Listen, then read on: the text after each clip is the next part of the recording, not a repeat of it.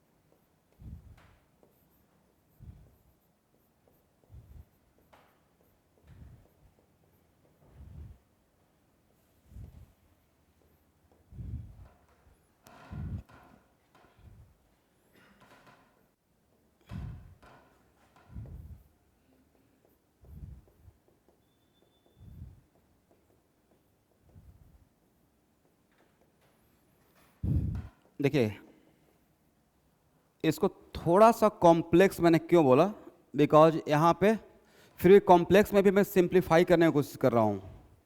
और मैंने क्या लिखा, be suppose that order of reaction with respect to each reactant is what 1। ये सिंप्लीफाई करना ही हुआ, राइट। थोड़ा कॉम्प्लेक्सिटी किसके वजह से है, दोनों का ए और बी का इनिशियल कॉन्सेंट्रेशन मैंने क्या रखा है, डिफरेंट रखा है, करेक्ट है। ओके स्टूडेंट, अब यहाँ देखो भाई, समटाइम्स जैसे मैं कल ही क्वेश्चन एक देख रहा था जेई एडवांस का, एक स्टूडेंट पूछ रहे थे, तो समटाइम्स ऐसा भी हो सकता है कि ए और बी हो, इसका कोफिशिएंट 2 हो, इसका 1 हो और 0 ऑर्डर हो, राइट। या यहाँ पे ए और बी है, तो नेक्स्ट क्वेश्चन कि सर यहाँ पे प्रोडक्ट किसके अकॉर्डिंग बनेगा, तो प्रोडक्ट किसके अकॉर्डिंग बनेगा ये तो डिसाइड करेगा लिमिटिंग रिएजेंट। ये कौन डिसाइड करेगा, लिमिटिंग रिएजेंट। तो आपको लिमिटिंग रिएजेंट निकालना पड़ेगा, करेक्ट है। मतलब यहाँ से हम लोग एक्स तो कर दिए, बट पहले इसके रेस्पेक्ट में एक्स सोचे या इसके रेस्पेक्ट में, ये कौन डिसाइड करेगा, who will control the reaction, limiting. Sometimes ऐसा हो सकता है कि कहीं पे कन्फ्यूजन हो। मान लेते हैं यहाँ देखिएगा, इसका 10 मोल हो, करेक्ट है, और इसका 20 मोल हो, और दोनों कोफिशिएंट 1 1 है। अब मैंने बोला 80% रिएक्शन कंप्लीट हो गया, तो 80% क्या इसके रेस्पेक्ट में, अगर इसका 20 मोल रहेगा तो 20 मोल का 80% कितना, 16। 20 मोल का 80% और इसका 10 मोल ही है, तो क्या इसके पास 16 मोल है। इसका मतलब उस केस में जब भी इस टाइप का सिचुएशन है,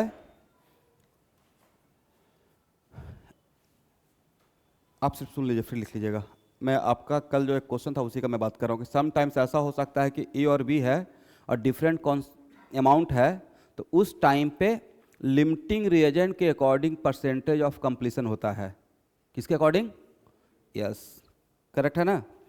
तो अभी मुझे यहाँ पे नहीं पता है, तो हो सकता है कि ए में एक्स ए के रेस्पेक्ट में या बी के रेस्पेक्ट में, अब ए और बी में जिसका वैल्यू कम रहेगा वही मेरा लिमिटिंग रिएजेंट रहेगा, तो उसी के रेस्पेक्ट में मैं यहाँ पे, क्योंकि एक्स का वैल्यू किससे निकालेंगे, परसेंटेज ऑफ कंप्लीशन से। एक्स का वैल्यू कहाँ से निकलेगा, एक्स का है amount of reactant converted to product, who will decide the amount of reactant converted to product, limiting reagent. तो कीप इन माइंड, करेक्ट है। बात समझे मैंने क्या समझाने की कोशिश किया। समटाइम्स ऐसा हो सकता है कि सर एक्स किसके रेस्पेक्ट में, चूंकि एक्स तो मैंने बोल दिया कि amount of reactant converted to product, but यहाँ पे 2 टाइप का रिएक्टेंट है, दोनों का अमाउंट डिफरेंट डिफरेंट है, तो उस केस में first of all we have to find out which one is what, limiting reagent. Anyway, तो यहाँ पे टी इक्वल 0 पे ए और बी है, मान लेते हैं कि ए ही मेरा लिमिटिंग रिएजेंट अगर रहा होगा, तो यहाँ से एक्स गया, तो यहाँ से भी कितना जाएगा, एक्स। प्रोडक्ट क्या है मैंने दिया ही नहीं, इसलिए इसे यहाँ पे लिखने का रिक्वायरमेंट नहीं है। According to differential rate law minus D A by D T equal to what, minus d by D T, और according to rate law expression. और इसमें मैं थोड़ा सिंप्लीफाई करने का क्या कोशिश किया है, मस्ट लिखा है या सपोज किया है, be suppose that order of reaction with respect to each reactant is 1। Student, सुबह बारिश हो रही थी, उसके लिए मैंने सुबह उठकर मैसेज किया, क्योंकि यहाँ पे बाकी लोग को तो आना पड़ेगा ना ऑफिस में, तो राहुल को देखा कि पहुँचने का पॉसिबिलिटी कम है, तो बाकी लोग को दिन भर के लिए आना पड़ता है, तो थोड़ा टाइम को आगे बढ़ा दिया। यहाँ तक समझ में आ गया, यहाँ तक लिखें, इसको हटाएं। अब यहां देखिएगा, minus D A by D T equal to what, minus D B by D T equal to K A B.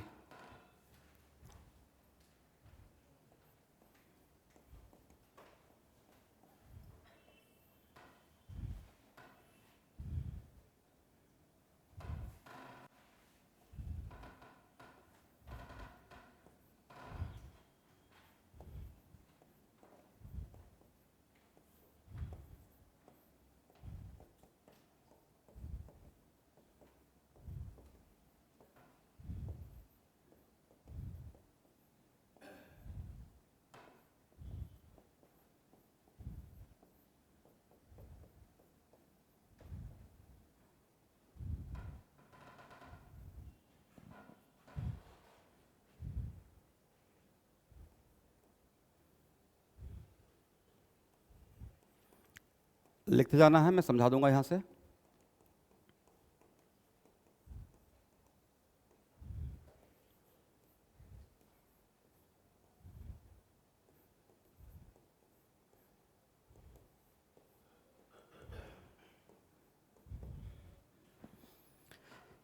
Correct, this equal to this या this equal to this, agree.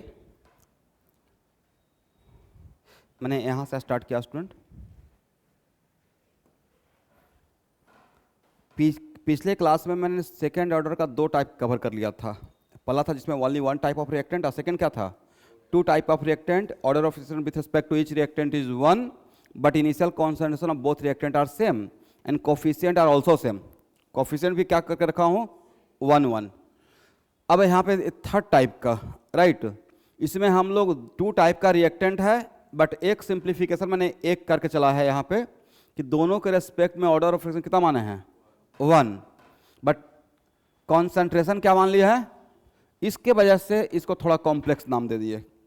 तो यहाँ से a माइनस एक्स और b minus x, but A x कौन decide करेगा। मान लेते हैं कि मैंने बोल दिया 80% रिएक्शन कंप्लीटेड, तो 80% ए के रेस्पेक्ट में या बी के रेस्पेक्ट में। तो एक मिनट, जो लिमिटिंग एजेंट रहेगा उसके रेस्पेक्ट में will control the reaction. Yes, ये समझ में आ गया। ये मोल कॉन्सेप्ट का ही बात था कि पूरे रिएक्शन, रिएक्टेंट भी किसके अकॉर्डिंग खर्च होता है, पूरे रिएक्शन का कंट्रोल कौन कर रहता है, लिमिटिंग रिएजेंट। करेक्ट है। एनीवे, तो क्या डिफरेंशियल रेट लॉ ये लिख सकते हैं, minus D A by D T equal to minus D B by D T, और रेट लॉ एक्सप्रेशन के ए के पावर 1 और बी के पावर 1। यहां से इस पेज में आ जाते हैं, दिस इक्वल टू दिस या दिस इक्वल टू दिस। अगर इसको हम लोग लेते हैं तो ए मिलेगा, इसे लेते हैं तो ए मिलेगा।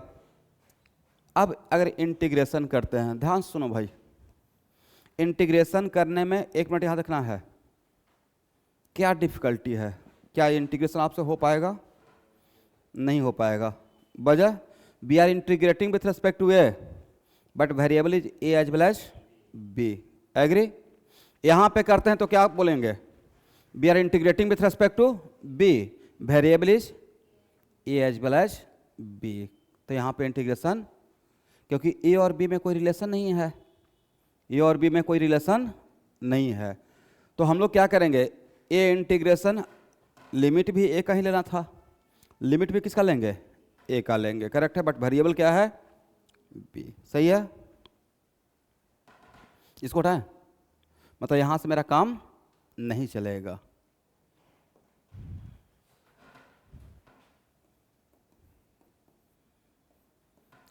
ए का अमाउंट कितना है, ए माइनस एक्स, सही है। Minus D A by D t कितना, दोनों तरफ टाइम के रेस्पेक्ट में डिफ्रेंशिएट कीजिए।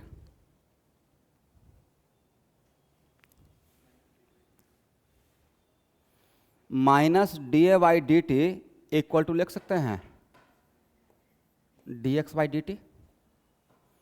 ए को डिफ्रेंशिएट करेंगे 0 हो जाएगा, और minus minus becomes plus. B के बदले कितना है, b minus x, minus d by D t कितना,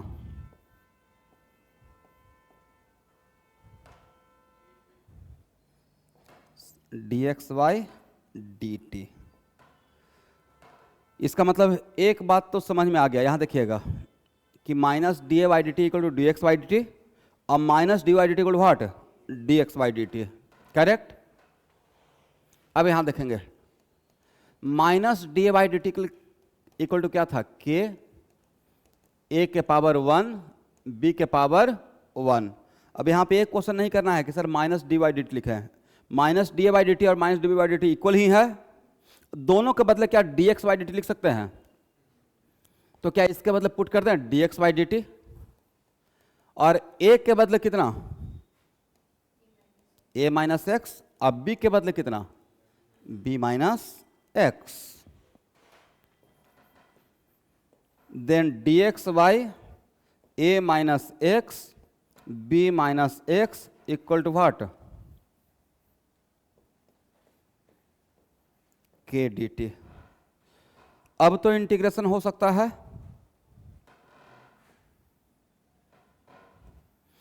एक minute, now we are integrating with respect to what, जल्दी से बोलना है, x and variable is x, only one type of variable x।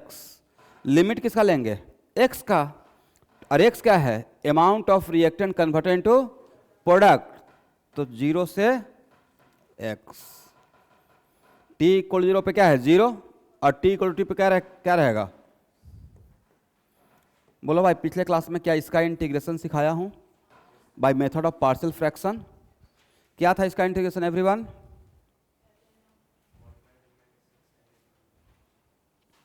a minus x और b minus x का integration क्या था, लिमिट भी लिया था,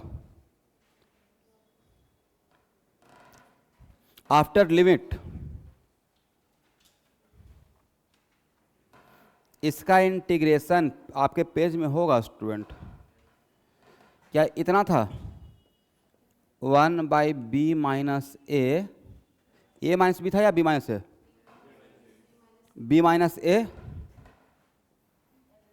L n a by b था, b minus x by A minus, सही से एक बार चेक कर लीजिएगा स्टूडेंट, सही है, इक्वल टू व्हाट, के टी। यहां तक आइए,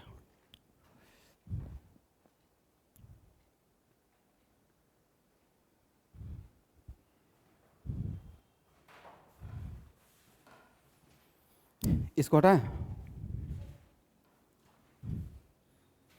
इसका इंटीग्रेशन लास्ट संडे को मैंने सिखाया था,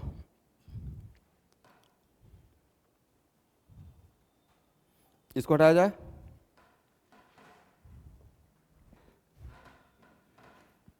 इसका मतलब K T equal to L N को लॉग में कन्वर्ट कर सकते हैं, B minus A log A by B, B minus X Y,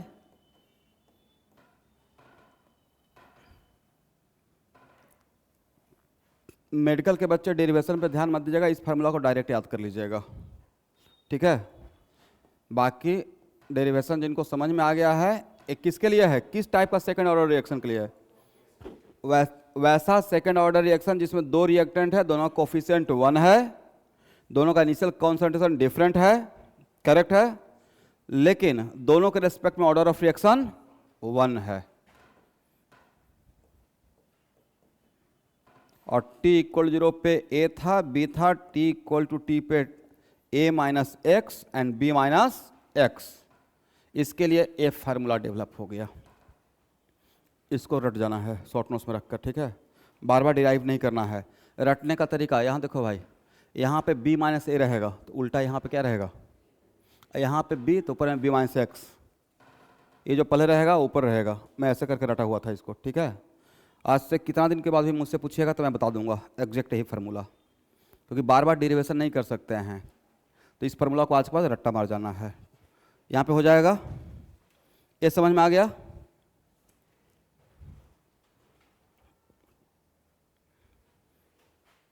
इसको हटाएं,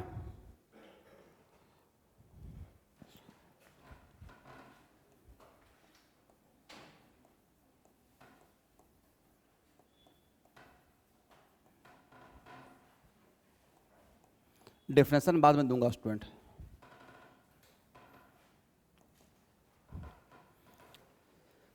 एक मिनट, नाम क्या दिए हैं? Pseudo first order reaction.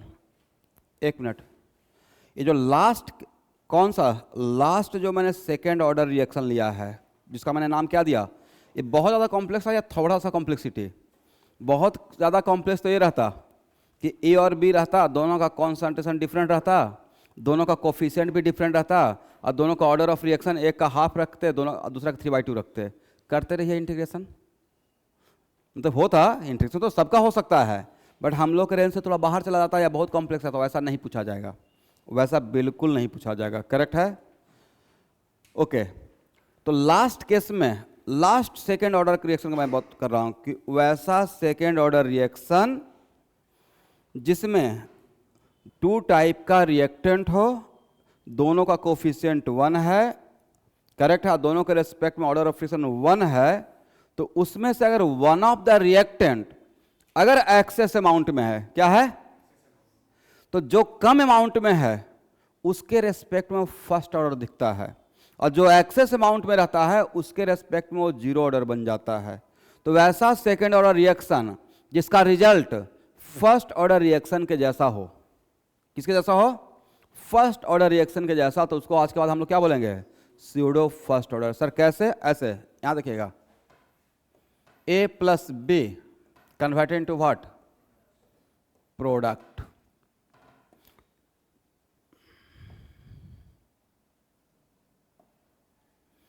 T equal to 0 पे A and B,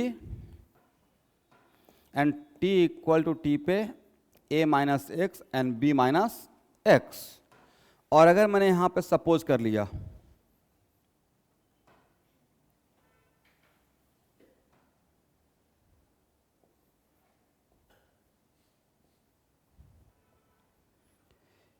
A greater than B, A, या ऐसे मान लेते हैं student, B greater than A, B greater than A, then which one is limiting reagent? Reaction तो ही control करेगा। Okay, तो क्या बोल सकते हैं, B minus A almost equal to B, when B minus B greater than A, तो B minus A almost equal to what? B, correct है। और अगर B का वैल्यू A से बहुत बड़ा है, B का वैल्यू, तो यहां पे रिएक्शन किसके अकॉर्डिंग हो रहा है, A के अकॉर्डिंग, तो X का वैल्यू A से छोटा रहेगा, बोलिए यस। तो X का वैल्यू A से छोटा है तो X का वैल्यू B से और भी छोटा हो जाएगा, तो क्या बोल सकते हैं, B is greater than X। इसके लिए 2 बार ग्रेटर, तो इसके लिए 3 बार ग्रेटर कर देते हैं, तो क्या यहां से बोल सकते हैं B minus X almost equal to B, बोलिए yes. B minus A equal to B लिखना चाह रहे हैं, तो B minus X equal to what, B। अब आपका सेकेंड ऑर्डर का फॉर्मूला क्या था, बोलिए यहां पे। हाँ,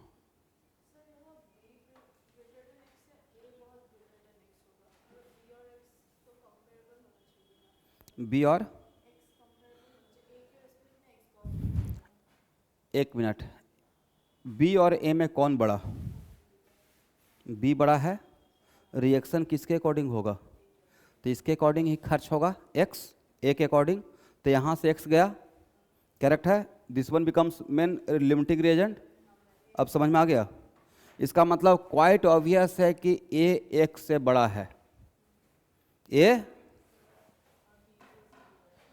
B ग्रेटर देन A और A ग्रेटर देन X, तो क्या बोल सकते हैं कि B minus A almost equal to B, तो B माइनस एक्स जब डबल कॉन्फिडेंस से इक्वल टू B। आपका फार्मूला क्या था इस टाइप का सेकेंड ऑर्डर के लिए, बोलिए, B minus A log A by B, कितना, B minus x divide by A minus x, k T. इस कंडीशन के लिए 2.303, B माइनस ए के बदले B लिख दें, agree, log A by B, इसके बदले बी लिख दें और divide by A minus X, B और बी कैंसिल, बी और बी, क्या इसको इस तरफ ला सकते हैं, K into B, K into B into T equal to what 2.303 log A by A minus x, A by, इसको के डैश बोल दें, के डैश, के क्या है, कांस्टेंट, के क्या है, rate constant of second order, यहां पर रेट कांस्टेंट ऑफ, और बी क्या था, reactant which are taken in excess amount, initial concentration of reactant which are taken in excess amount, इन दोनों का प्रोडक्ट को क्या के डैश बोल दे, k dash into T equal to what 2.303 log A by A minus x, A by A minus x.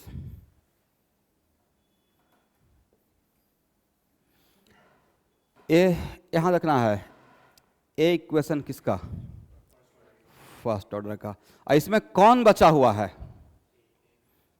इसमें किसका कॉन्सेंट्रेशन है, ए है, ये क्या है, initial concentration of A which are taken in limited amount, और ए माइनस क्या है, concentration of A at any time T, concentration of A at any time T. तो नहीं लगता है कि रिजल्ट बिल्कुल फर्स्ट ऑर्डर जैसा हो गया, था सेकंड ऑर्डर, रिजल्ट कैसा नजर आ रहा है, फर्स्ट ऑर्डर। इस एक मिनट, इस स्यूडो फर्स्ट ऑर्डर का, ये क्या हो गया, इस स्यूडो फर्स्ट ऑर्डर का कौन गायब हो गया, बी गायब हो गया, करेक्ट है। इसका मतलब है कि वैसा सेकेंड ऑर्डर रिएक्शन जिसमें टू डिफरेंट टाइप, मैं लिखवा दूंगा स्टूडेंट, पहले सुन लीजिए, वैसा सेकेंड ऑर्डर रिएक्शन जिसमें two different type of reactant हो और दोनों के रेस्पेक्ट में अगर ऑर्डर ऑफ रिएक्शन 1 मान के चल रहे हैं, इस पर ऑब्जेक्टिव जेई पूछ चुका है, ठीक है। देन जिसका अमाउंट एक्सेस रहेगा, रिएक्शन उसके रेस्पेक्ट में ऑर्डर ऑफ रिएक्शन 0 हो जाता है, उसके रेस्पेक्ट में ऑर्डर ऑफ रिएक्शन, अब पूरा रिएक्शन कैसा बिहेव करने लगता है, फर्स्ट ऑर्डर। और किसके रेस्पेक्ट में फर्स्ट ऑर्डर रह जाता है, जिसका आपने कम अमाउंट में लिया था, राइट। और जो नया जो स्यूडो फर्स्ट ऑर्डर रिएक्शन बनता है उसका रेट कांस्टेंट क्या रहता है, के डैश, वो के डैश का वैल्यू क्या है, सेकेंड ऑर्डर का rate constant into initial concentration of reactant which are taken in excess amount, K into B, K into B. ये बात समझ में आ गया। तो किस टाइप का सेकेंड ऑर्डर फर्स्ट ऑर्डर का रिजल्ट देता है, किस टाइप का सेकेंड ऑर्डर फर्स्ट ऑर्डर के जैसा रिजल्ट देता है, वैसा सेकेंड ऑर्डर जिसमें two different type of reactant हो, करेक्ट है। दोनों के रेस्पेक्ट में इनिशियली हम लोग क्या मान के चले थे, ऑर्डर ऑफ 1, बट उसमें से किसी एक का अमाउंट अगर एक्सेस रहता है तो उसके रेस्पेक्ट में रिएक्शन 0 ऑर्डर बन जाता है, और जो कम रहता है उसके रेस्पेक्ट में सिर्फ बचा रहता है ऑर्डर, तो ओवरऑल रिएक्शन कितना ऑर्डर का हो जाता है, फर्स्ट ऑर्डर का हो जाता है, करेक्ट है। यहां तक समझ में आ गया। इसको लैंग्वेज दे दिया जाए, लिखिए,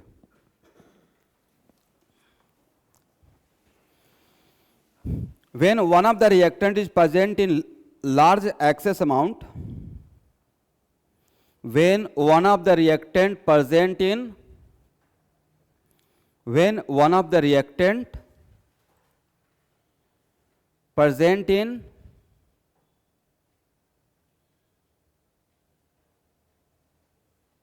large excess amount, comma, the second order reaction, the second order reaction gives first order result, then second order reaction gives first order result. Such first order reaction are known as, such first order reaction, sorry such नहीं, इसको first order नहीं बोलिए, अच्छा, such second order reaction known as pseudo first order reaction. Such second order reaction are known as, क्योंकि second order रह ही नहीं जाता इसलिए मैं बोलना नहीं चाह रहा था, such second order reaction known as pseudo first order.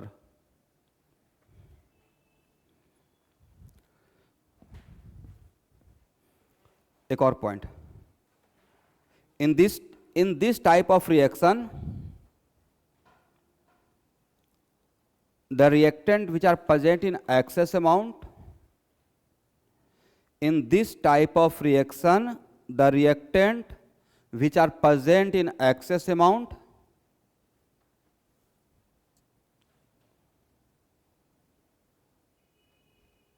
comma with respect to this reactant order of reaction becomes 0.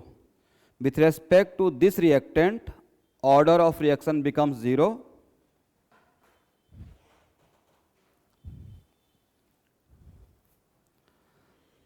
And the reactant which are present in limited amount and the reactant which are present in limited amount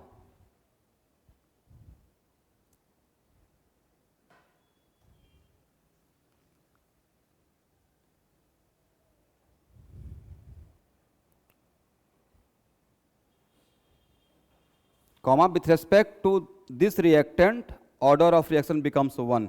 With respect to this reactant order of reaction with respect to 1.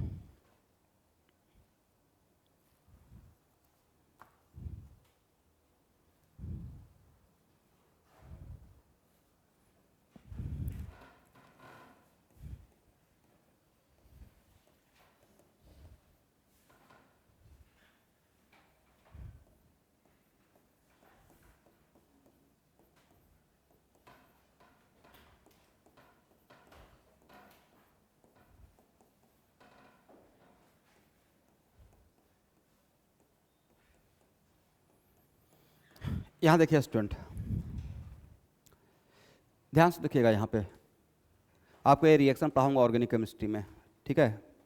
Hydrolysis of ester in acidic medium, hydrolysis of ester in acidic medium, इसमें water को excess amount में लेते हैं। Water को क्या लेते हैं? ये भी रिएक्टेंट ही है, ये इसके साथ रिएक्ट कर रहा है, बट ये यहाँ पे सॉल्वेंट भी बना रहता है, ये एक्सेस अमाउंट में है, राइट। दैट्स वाई इस केस में अगर ये एक्सेस अमाउंट में है, दिस रिएक्ट, ध्यान सुनो भाई, एक्चुअल में आगे चल के पढ़ाएंगे, water is the part of RDS इसमें रहता है।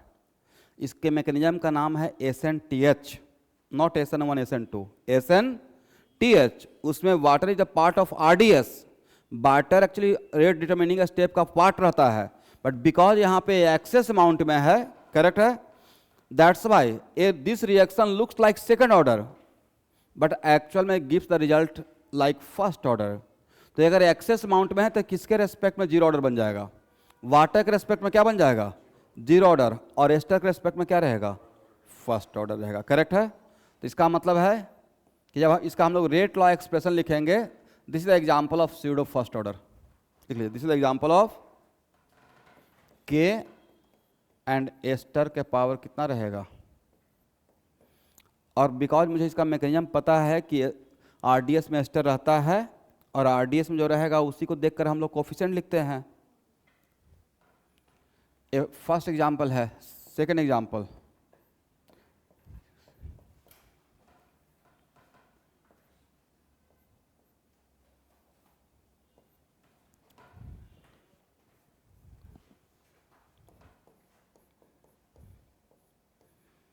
यहाँ देखिए, बोलो भाई, सुक्रोज का अगर हाइड्रोलिसिस करेंगे तो क्या मिलता है? Glucose and fructose. सुक्रोज का हाइड्रोलिसिस करेंगे तो क्या मिलेगा? Glucose and fructose. एक कार्बोहाइड्रेट में पढ़ाऊंगा स्टूडेंट, ये मेरे जोन का पार्ट है, मुझे पढ़ाना रहता है बायोमोलिकुल्स, करेक्ट है। तो याद रखना है, इसमें भी same situation, this reaction looks like second order but यहाँ पे वाटर एक्सेस अमाउंट मिलते हैं। तो एक कैसा, किसका एग्जांपल रहेगा? स्यूडो फर्स्ट ऑर्डर का। किसके रेस्पेक्ट में जीरो ऑर्डर बन जाएगा? इसका मतलब इसका this is also the example of what,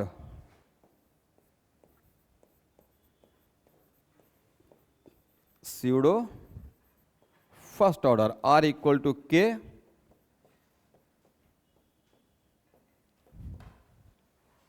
सही है।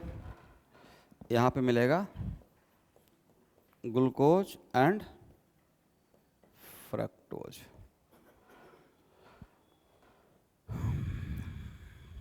सही है।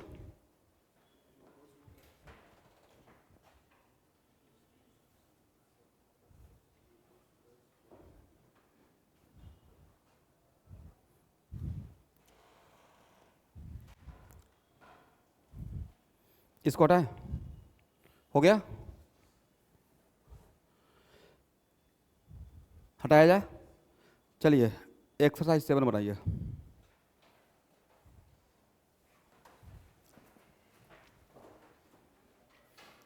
एक्सरसाइज 7,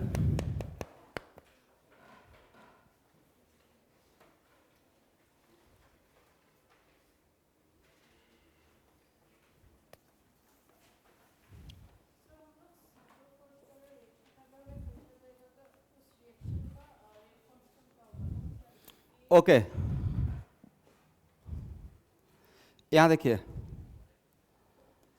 स्यूडो ए क्या है, इसका rate constant, a rate constant तो सेकंड ऑर्डर का था, लेकिन अगर आप इसको स्यूडो फर्स्ट ऑर्डर में अगर एक कन्वर्ट हो गया तो स्यूडो फर्स्ट ऑर्डर का रेट कांस्टेंट के रहेगा या के डैश रहेगा, बोले के डैश।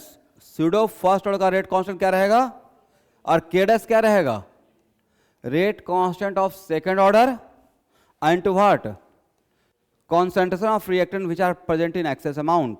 यहां पे क्या रहता है, बी रहता है ना, के और बी को ही तो क्या माने हैं, ए लिख लीजिएगा स्टूडेंट। रीजन, एक मिनट, अगर आपका ये स्यूडो फर्स्ट ऑर्डर बन गया, अगर आपका ये स्यूडो फर्स्ट ऑर्डर बन गया तो स्यूडो फर्स्ट ऑर्डर का अगर हाफ लाइफ पूछेंगे, किसका, स्यूडो फर्स्ट ऑर्डर का हाफ लाइफ पूछेंगे तो क्या लिखेंगे 0.693 और डिवाइड बाई के या के डैश, के डैश लिखना है। और के डैश कुछ बातें मैं नहीं बोलना चाहता हूं ताकि आप क्वेश्चन बनाइए तो क्लिक करने से ज़्यादा बेटर रहेगा, तो सारा बात बोलने से सॉल्यूशन ही हो जाता है। सही है।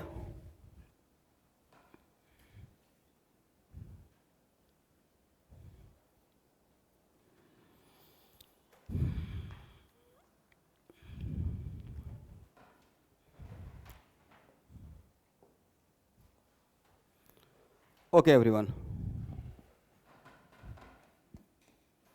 exercise 7,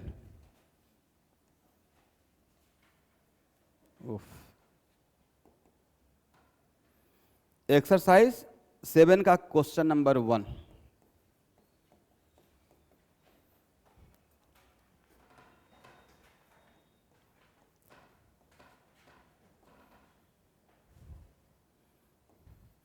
साथ में सॉल्व करते हैं स्टूडेंट, थोड़ा टाइम बचेगा आज के क्लास के लिए। क्या बोला गया है, is first order with respect to each reactant, agree. Initial concentration कितना दिया हुआ है, बोले 0.1 एंड 5, रेट कांस्टेंट दिया हुआ है, इसका के का वैल्यू, ध्यान सुनो स्टूडेंट, इसका के का वैल्यू कितना दिया हुआ है, के का वैल्यू दिया हुआ है 6 into 10 to the power -3। Unit से पता चल गया होगा कि सेकंड ऑर्डर का ही रेट कांस्टेंट का यूनिट है। रेट कांस्टेंट का जो यूनिट है वो क्या है, सेकंड ऑर्डर का है। निकालना क्या है, the time taken for the reaction to go to 80% completion. 1 minute रुकना है, ध्यान से सुनो भाई, 80% रिएक्शन कंप्लीट होने का टाइम चाहिए, करेक्ट। 80% किसके रेस्पेक्ट में, बी के रेस्पेक्ट में। बी का 80% कितना हो जाएगा, 4 हो जाएगा। यहां पे 4 मोल है क्या, नहीं है। इसका मतलब जो 80% रिएक्शन कंप्लीशन बोला जाएगा वो with respect to limiting reagent. तो which one is limiting reagent, या इसका मतलब यहाँ पे 80% रिएक्शन का मतलब है यहाँ पे who will control the reaction, तो 0.1 माइनस एक्स, तो यहाँ से भी कितना 5 माइनस ए, एक्स कहाँ से निकलेगा, 5 का 80% ले या 0.1 का 80%, ये फर्स्ट मेथड है स्टूडेंट, आएंगे करेक्ट है। 0.1 यहाँ देखना है 0.1 इंटू 80/100 कितना हो जाएगा, वैल्यू तो निकाल लेंगे,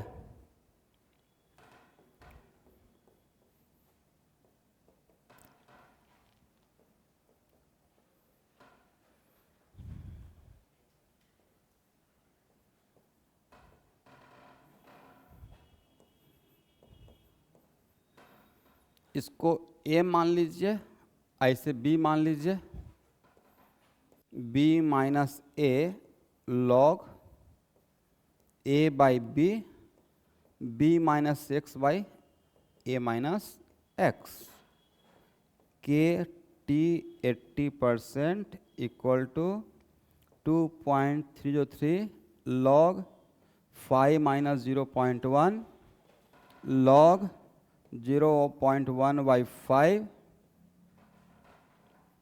5 माइनस एक्स और divide by 0.1 minus x, x का वैल्यू क्या यहाँ से पुट कर देंगे, कितना हो जाएगा एक्स का वैल्यू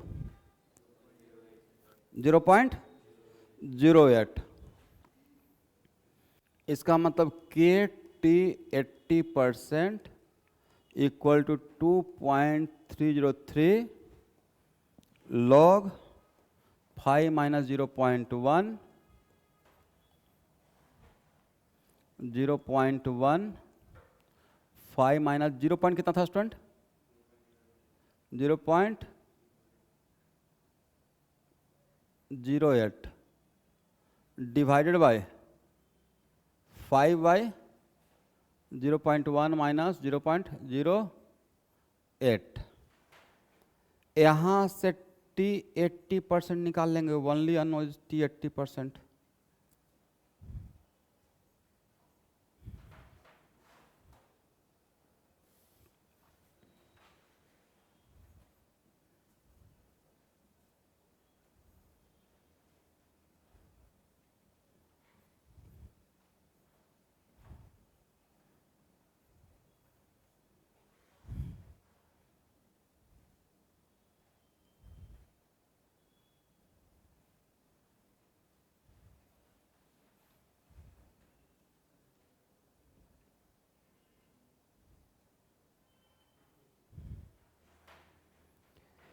यहाँ देखिएगा अगर सही से कैलकुलेशन करते हैं, यहाँ ध्यान सुनो भाई, तो 100% एक्यूरेट रिजल्ट निकलेगा, कोई एजम्पशन नहीं ले रहे हैं, 100% एक्यूरेसी के साथ आएगा वैल्यू, यहाँ से कैलकुलेशन हो जाएगा, करेक्ट है।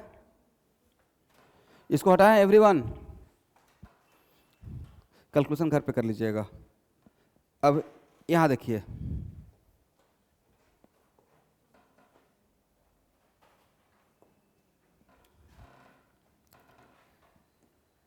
अगर इसी का सेकेंड मेथड लेते हैं और इस रिएक्शन को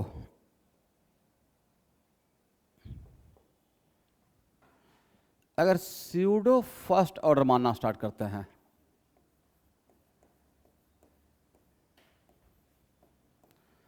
एक मिनट, तो स्यूडो फर्स्ट ऑर्डर मानने से क्या एग्जैक्ट रिजल्ट रहेगा या अप्रोक्सीमेट आएगा, राइट? और किस वजह से, तो concentration of initial concentration of B और इनिशियल कॉन्सेंट्रेशन ऑफ ए 5/0.1 है, मतलब 50 टाइम्स, बी का इनिशियल कॉन्सेंट्रेशन ए से 50 टाइम्स ज़्यादा है, तो बी को हम लोग एक्सेस अमाउंट मान लेंगे, करेक्ट है। अब बी को एक्सेस अमाउंट मान लेंगे तो इस केस में बी के रेस्पेक्ट में ऑर्डर ऑफ रिएक्शन क्या मान लेंगे 0। तो अब इसका अगर इसको के डैश क्या हो जाएगा, एक मिनट रुको भाई, के डैश क्या होगा K into initial concentration of B, बोलिए यस।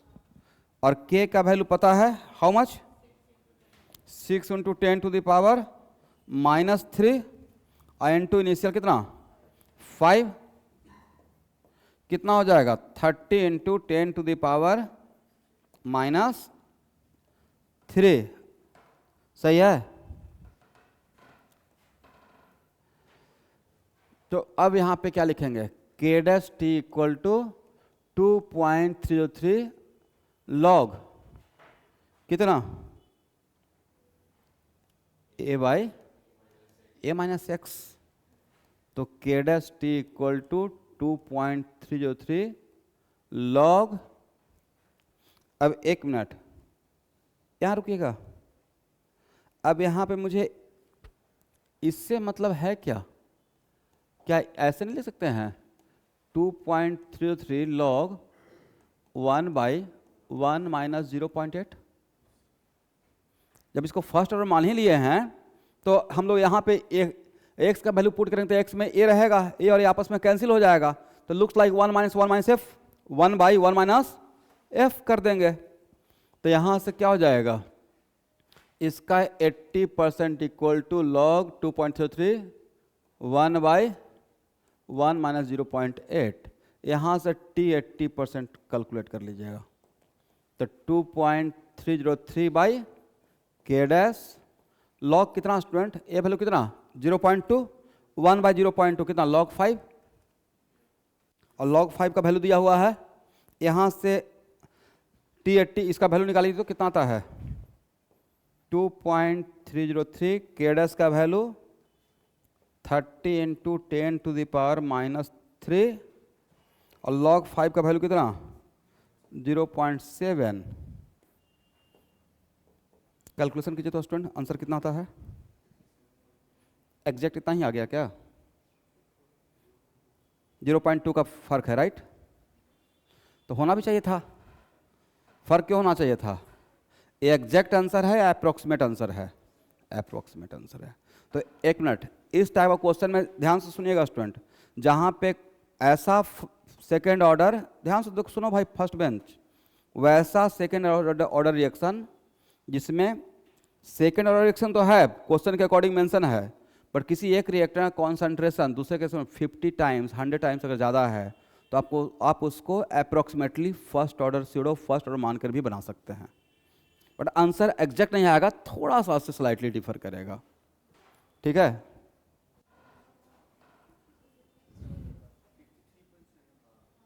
$57 तो नहीं आना चाहिए, 54 के आसपास मैं जो कैलकुलेशन किया हूँ। ठीक है, तो कम, तो ये तो देखिए अब फर्क पड़ गया ना।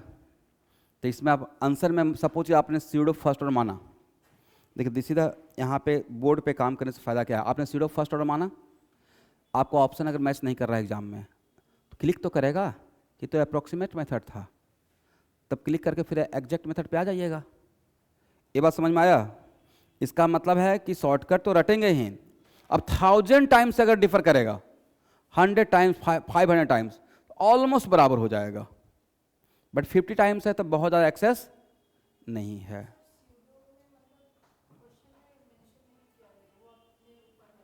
हाँ, अगर मेंशन ही कर देगा तो क्वेश्चन का ग्रेविटी खत्म हो जाएगा। अगर मेंशन पहले ही कर दिए तो क्वेश्चन का ग्रेविटी खत्म हो जाएगा, तो आपको समझना है। अब मेंशन कर दिया तो बहुत अच्छी बात है। ठीक है, बेटर है कि याद रखिए K T equal to 2.303 by B minus A log A by B minus x by A minus X. Correct है, ये हो गया। तो क्वेश्चन नंबर 2 बनाइए जल्दी से।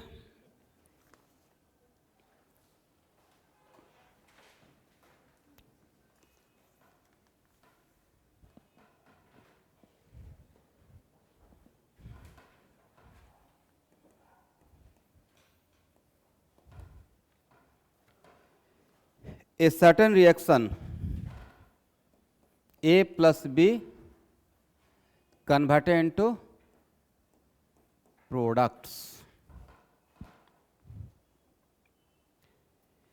is first order with respect to each reactant। आपको नहीं था कि सर इसमें भी ऑलमोस्ट सेम ही है। and rate constant is this one, the time taken for reaction to go to completion। 75%। एक मिनट रुको भाई, क्या करेंगे स्टूडेंट?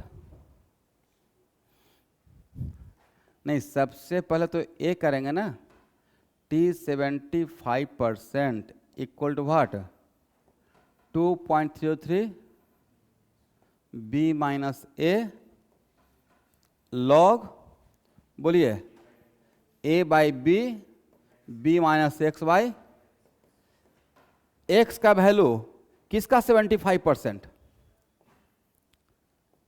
ए लिमिटिंग रेजेंट है, 0.1 है, कितना है? 5 है।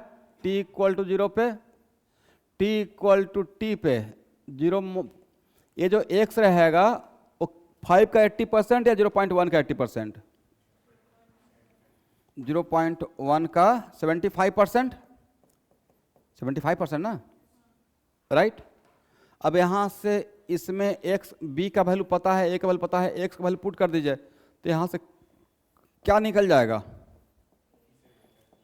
एग्जैक्ट आंसर आ जाएगा, राइट? बट इसको सेकेंड मेथड क्या हो सकता है स्टूडेंट? सेकेंड मेथड हो सकता है कि अगर इसको स्यूडो फर्स्ट ऑर्डर मान लिया जाए। क्या मान लिया जाए? Pseudo first order.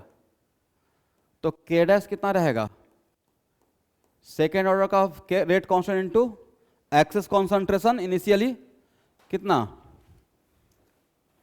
How much? 6 into 10 to the power minus 3 into 5, कितना रहेगा? 30 into 10 to the power minus 3, 30 into 10 to power minus 3।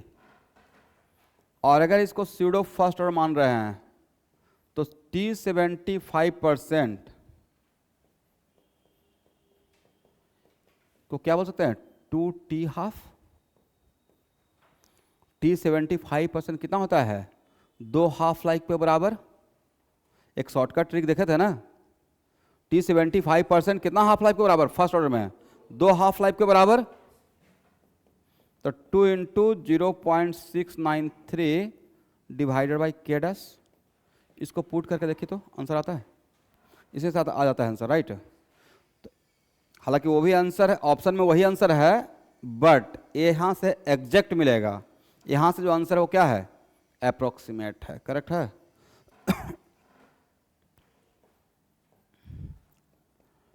2 into 0.693 by how much? 30 into 10 to the power minus 3।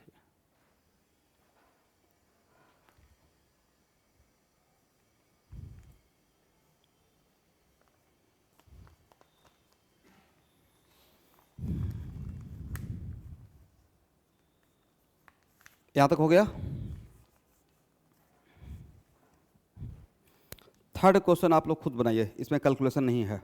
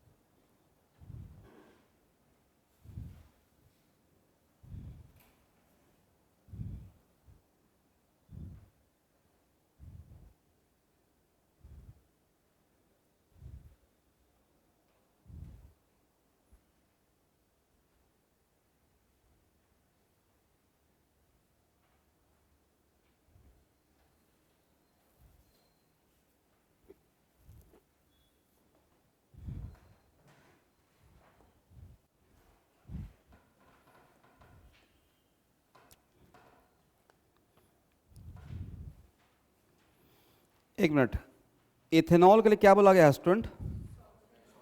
मतलब एक्सेस हो गया।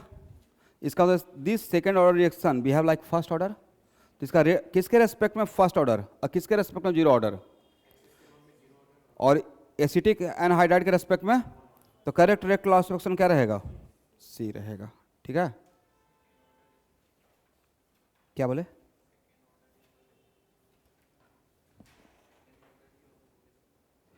अच्छा सेकेंड ऑर्डर ही the esterification of acetic anhydride by ethyl alcohol as per equation, इस equation को ही उन्होंने RDS मान लिया है।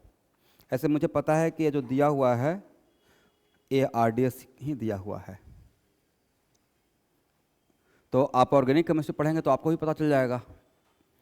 मतलब इसमें ऑर्गेनिक में वही बात, अगर ऑर्गेनिक को फिजिकल केमिस्ट्री से रिलेट किया जाएगा तो वही चीज़ दिया जाएगा जो आपको सिलेबस का पार्ट है। करेक्ट है, सिर्फ ये आपके लिए।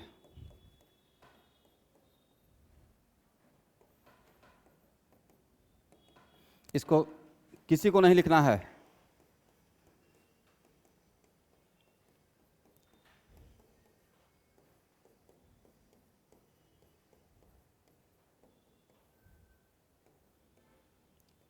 यही मेरा आरडीएस रहता है। और यहाँ पेज प्लस कैटलिस्ट है, तो इस आरडीएस में ए भी है और ए भी है, तो यही मेरा रेट लॉ और आरडीएस ही क्या होता है, रेट लॉ एक्सप्रेशन। तो इसका पावर कितना 1 और इसका भी पावर कितना रहेगा 1 रहेगा। तो ये जो दिया हुआ है, जो इक्वेशन दिया हुआ है उसमें कैटलिस्ट अभी मेंशन नहीं किए हैं। एच प्लस देंगे तो रेट ऑफ रिएक्शन को थोड़ा फास्ट करेगा, विदाउट कैटलिस्ट भी इसका रिएक्शन हो जाएगा। ठीक है, तो आरडीएस है, मुझे पता है कि इसका ए एलिमेंट्री स्टेप है और वो एलिमेंट्री स्टेप आरडीएस है, तो दोनों का कोफिशिएंट ही उसका रेट लॉ एक्सप्रेशन में दिखेगा।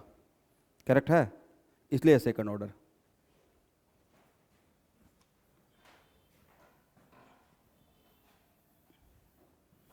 आपने समझा मैंने क्या बोला? तो ये ऑर्गेनिक केमिस्ट्री में जब इसका हम लोग देखिए, जनरली हम लोग जानते तो SN1 SN2 को हैं, बट SN2 से बहुत कम वाकिफ हैं, बट मोर देन 50% सब्स्टिट्यूशन जो आपके सिलेबस में है, क्लास 12 के सिलेबस में, वो SNTH है। ठीक है, और बहुत आसान सा मैकेनिज्म है। इसको हटाया जाए, हो गया। अब लिखिए student, concept of activation energy.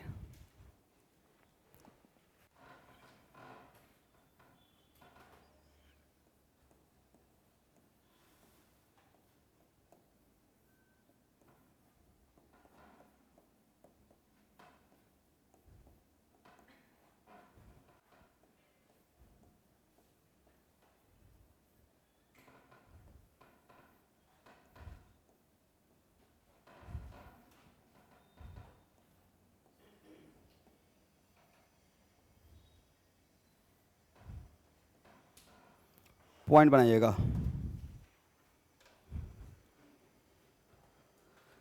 पहला point, according to theory of reaction rates, according to theory of reaction rate,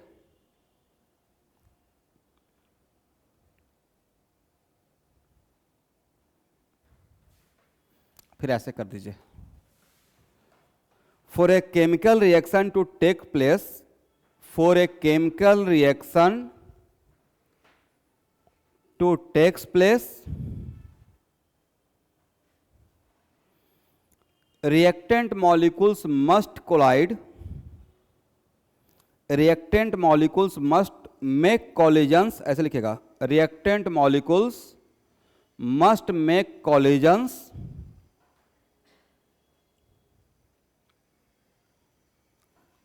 among themselves,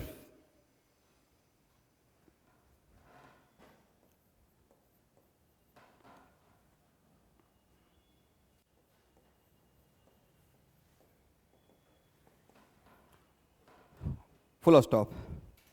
In reality,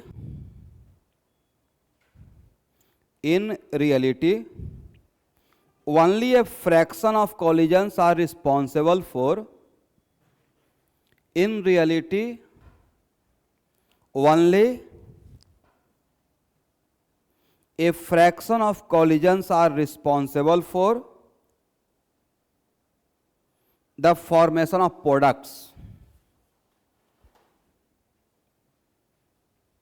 the formation of products. It means not all collisions are effective collision. It means not all collisions are effective collision.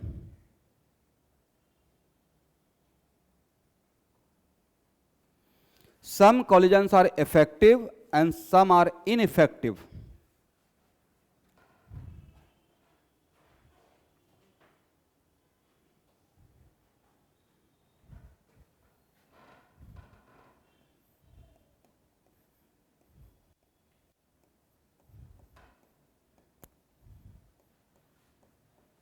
अब एक line effective collision को लिख लीजिएगा। बोले किस type of collision को effective collision बोलेंगे? The collision which are responsible for giving the product, लिखिए effective collision. Effective collisions are the collisions between the molecules. Effective collisions are the collisions between the molecules which have energy equal to or which has energy equal to or above a certain minimum value,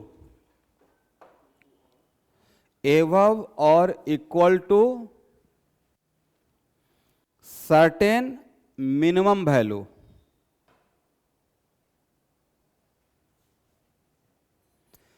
This minimum value is called threshold energy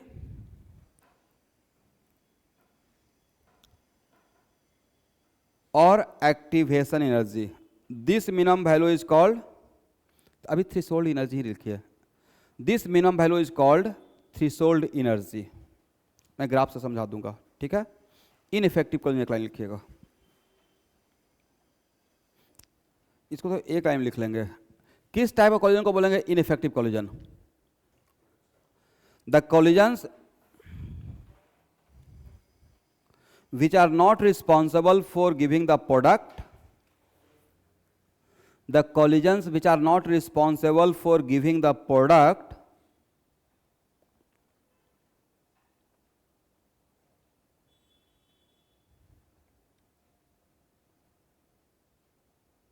ये हो गया ineffective collision. अब note करके लिखिए student नीचे। Most of the times, most of the time in a slow reaction, most of the times in a slow reaction, reactant molecules do not have the threshold energy. Reactant molecules do not have the threshold energy to make collision effective. To make collision effective.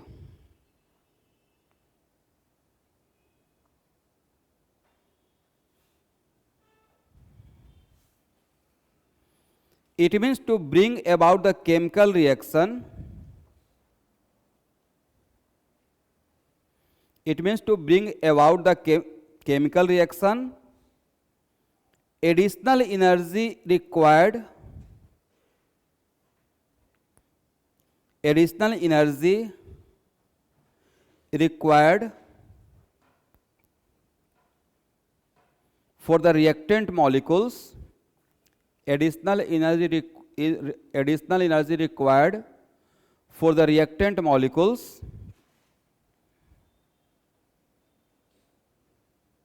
this additional energy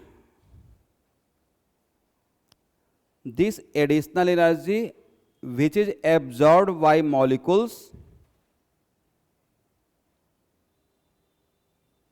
this additional energy which is absorbed by reactant molecules so that they achieve threshold energy,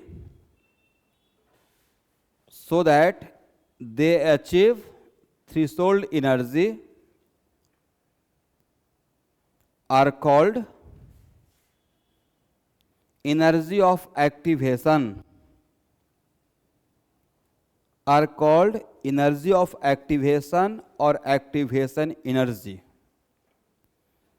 energy of activation or activation energy.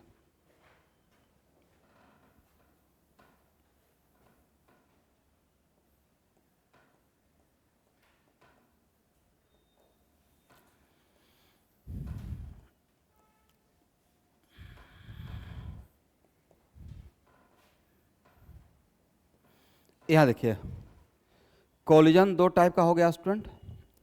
अब हम लोग collision theory पढ़ रहे हैं, ठीक है। एक हो गया effective collision,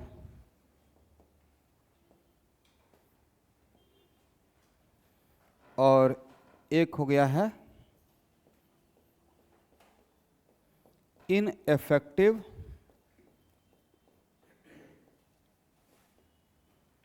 collision. Effective collision and ineffective collision, agree?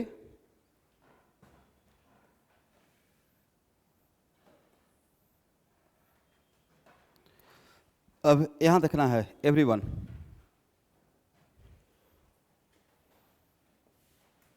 कोई भी स्लो रिएक्शन का रिएक्शन, अगर सपोज कीजिए कि ये पोटेंशियल एनर्जी है और ये रिएक्शन कोऑर्डिनेट है या रिएक्शन प्रोग्रेस, करेक्ट?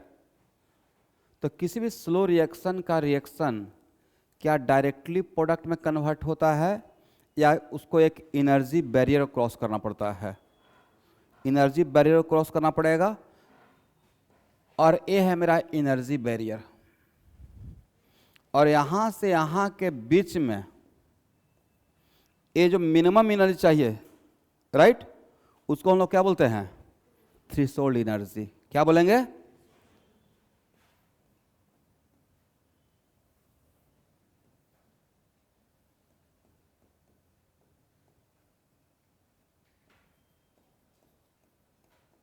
ये है मेरा एनर्जी बैरियर, एग्री? अब कोलिजन हो रहा है तो कुछ मॉलिक्यूल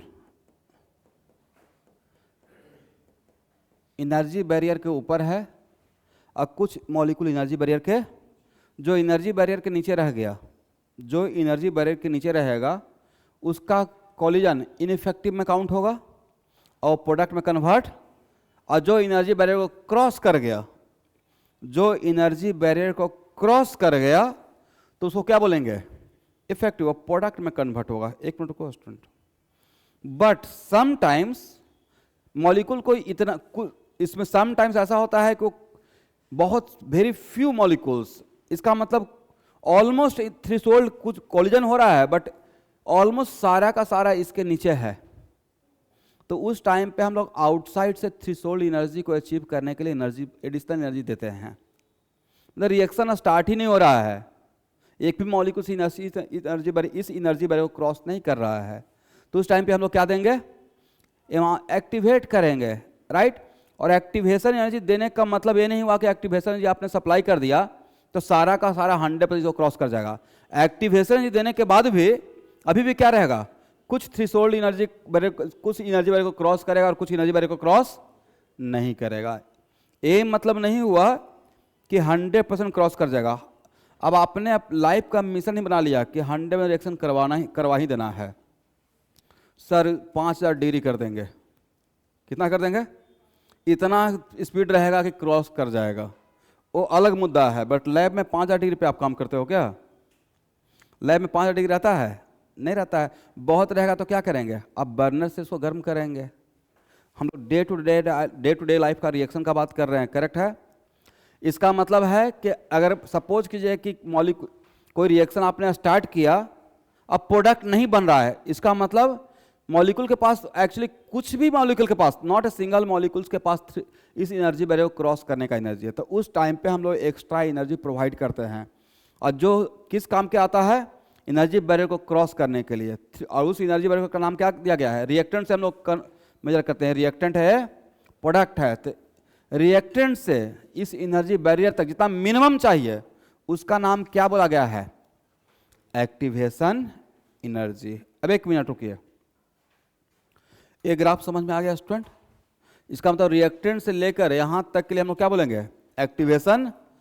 अब ये नहीं बोलना है कि सर यहाँ पे तो इंटरमीडिएट रहता है और ट्रांजिशन स्टेट रहता है, ग्राफ ऐसे भी कर सकते हैं, वो हम मुझे समझ में आ रहा है। इसको इलेक्ट्रॉन माइक्रोस्कोप से देखेंगे तो इसमें अगर 2 स्टेप रिएक्शन रहे उतना तो समझ में आ गया ना, कि ऊपर में ऐसे जाता है, ऐसे भी रहता है, और कुछ भी नहीं है, स्मूथ है, मतलब ट्रांजिशन 1 स्टेप रिएक्शन है, राइट। एनीवे, तो हम लोग यहाँ तक इसको हटाएं।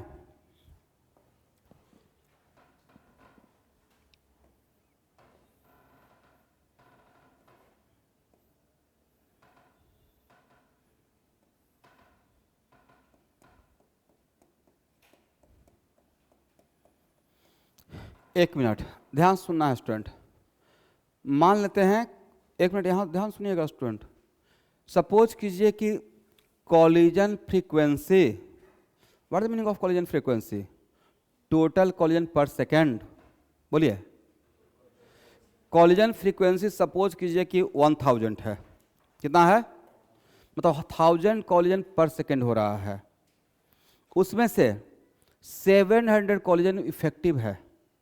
700 क्या है और 300, तो जो 700 इफेक्टिव है, एक मिनट स्टूडेंट, इस ब्रेक के बाद क्लास होगा।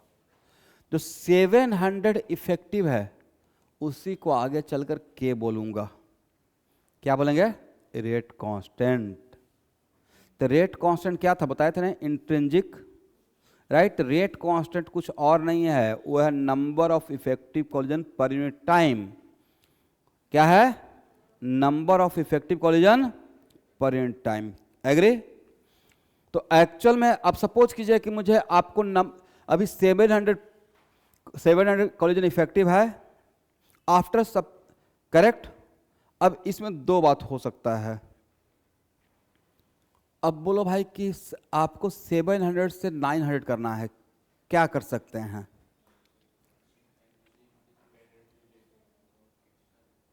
रिएक्शन में 700 हो रहा था, इसका मतलब आपको जितना एक्टिवेशन सप्लाई करना था वो कर चुके हैं, मिनिमम एनर्जी पे आप काम कर रहे हैं, राइट, तभी तो यहाँ पे हैं। अब 2 बात हो सकता है, या तो इस एनर्जी बैरियर को कम कर दीजिए,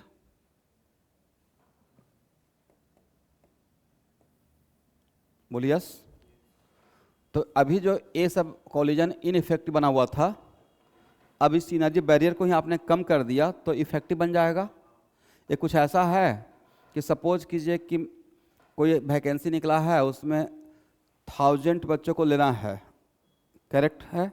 आपने कट ऑफ ऐसा सेट कर दिया कि उस कट ऑफ को सिर्फ 700 क्रॉस किया है, 300 क्रॉस नहीं किया है, तो क्या करेंगे? और आपको सीट भरना ही है, क्या करोगे भाई? कट ऑफ को डिक्रीज कर देंगे। कट ऑफ को क्या करेंगे? दोबारा तो एग्जाम कंडक्ट नहीं करेंगे, बहुत खर्चा हो जाएगा, तो कट ऑफ को डिक्रीज करेंगे तो और क्या हो जाएगा, और उतना ही कट ऑफ को डिक्रीज करेंगे कि मेरा 1000 ही आए। इन सिमिलर फैशन कि अगर कॉलिजन को 2 काम होता है, एक मिनट रुक जाइए स्टूडेंट, कि अगर number of collision effective collision को अगर बढ़ाना है तो उसका 2 तरीका है, या तो एनर्जी बैरियर को कम कर दें मतलब activation threshold energy, minimum energy, जिसको हम लोग यहाँ से मेजर करें तो वही थ्रेशोल्ड एनर्जी मेरा एक्टिवेशन एनर्जी कहला रहा है।